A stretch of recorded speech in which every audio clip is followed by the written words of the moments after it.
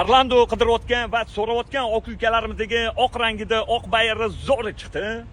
Buni narxini 12 ming qilib beramiz dedilar. Okalar, egalari zo'r inson ekanlar. Yana alyo desanglar, mashinani tepasida narxini kelishib olasizlar. Shuni yaqinligi jo'natib qo'yinglar, joninglar sog' bo'lsin.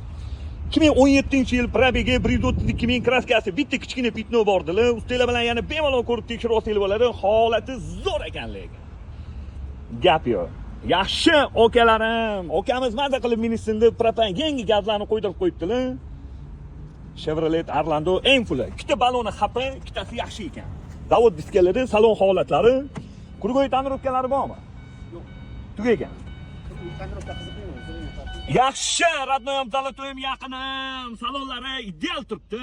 Yangi chexollar taqtirib qo'ygan ekanlar, yaxshi ko'ringlar-da. Salonlarda qirilgan, chizilgan, ko'ngilni xira qiladigan joylar yo'q, holatiga gap yo'q lekin. Luklari, monitor, hop, radar qoladi dedilar, pultlari ham bor ekan. Gap yo'q, start toplarni qo'ydirib qo'ygan ekanlar. 2017-yil 132 ming yurgan Orlando eng full avtomatni 12 mingga beraveramiz, bosinglar akalarim.